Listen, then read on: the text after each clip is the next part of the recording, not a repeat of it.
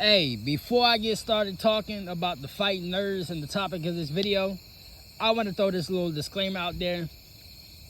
I had a little incident yesterday, and so if my speech or, it sound like, I can't pronounce my words the right way, or I'm sounding like Mike Tyson, just know I had an incident brushing my teeth, and, I cut like the inner layer of my tongue, so I can't really talk like I want to talk right now. But it's getting better today as we recording. Hopefully it gets even better, because I gotta shoot the preview show tomorrow for UFC Noche. But yeah, I just want to throw that out there just in case, my speech, it don't the way I'm sounding and talking don't sound right. But anyway, I just want to talk about, as I say that, I bit my tongue, making the pain even worse. But right before we get to the preview show tomorrow, we talk about the analysis, I want to talk about the fighting nerds and Gene Silva. I did a reaction on my other platform to the UFC journey, part 1. I don't think I'm going to do part 2. I may skip that and just go to because I watched the rest of it on my own. I may just do the preview show. But anyway, Gene Silva, boy, oh boy, oh boy. And you know what's funny? And I'm going to put this as a thumbnail of the video, but I'm speaking to both Diego and Gene Silva. So I seen the UFC journey, and I seen Gene Silva's upbringing about, his mother getting raped or whatever. And, Gene Silva had a lot, I don't know if I can say that on YouTube, but Gene Silva had a hard upbringing with the incident with his mother and then the rest of the stuff that was going on in his life.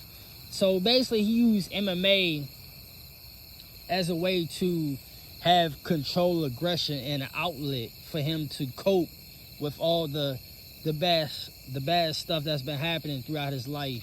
But with that being said, everything inside the octagon going on with his fighting camp, this is legit like a must-win situation for Gene Silva.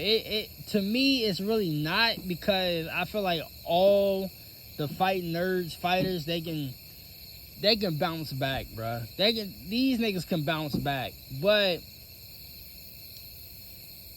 it's a must-win bounce back situation for Gene Silva, just because his fighting camp, they not having the best of Q4 of 2025. So Gene Silva, he got to keep this ball rolling by staying undefeated, right? Now going back to Diego Lopes, it's not a must-win, but he has to bounce back because of what's going on with the title picture.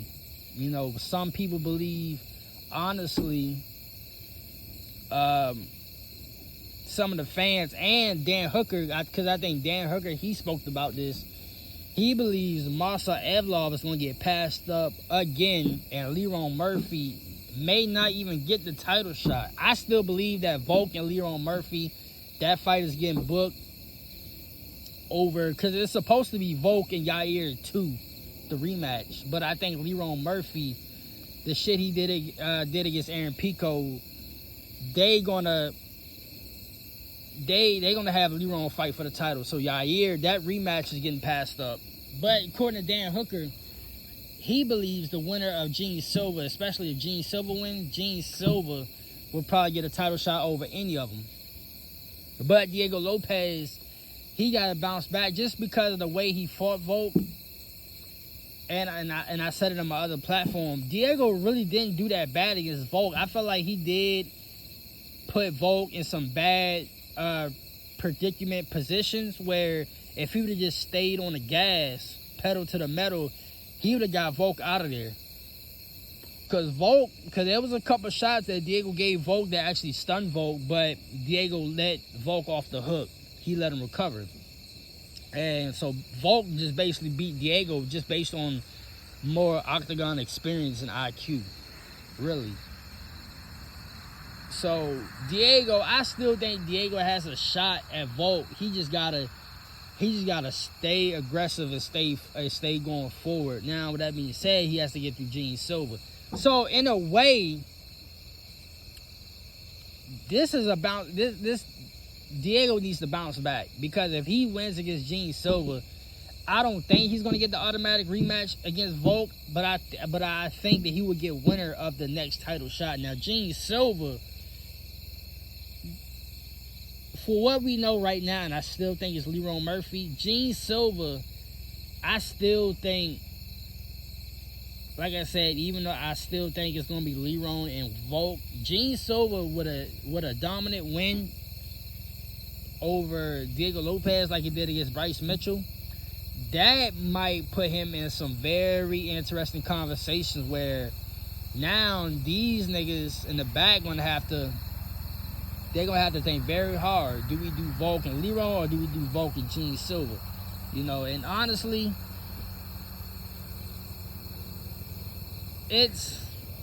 I can't really say it's a must win for Gene Silva, just because how far back in the rankings he is, because Gene Silva can afford to lose this match.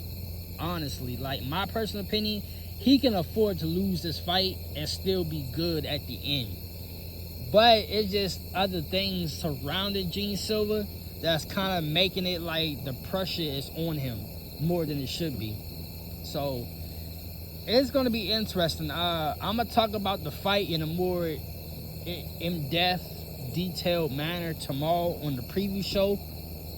Hopefully my situation with my tongue, no diddy, hopefully my situation will get better, so I'll be able to speak more clearly tomorrow, because honestly, this shit hurt. It's gotten a little better today because I'm able to talk this much today. I wasn't doing the reaction video yesterday. I wasn't even trying to talk at all. But it's not as bad as it is today, but there's certain words I really can't pronounce all that well because it still hurt. But yeah, we gonna see. We gonna see what's, you know, we gonna see what's gonna happen tomorrow.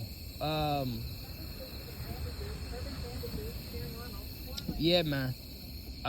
Y'all just tune in. Y'all just tune in for the preview show tomorrow, because I got a lot of stuff to say. Also, Paul Rosas Jr., I saw this a couple days ago, actually.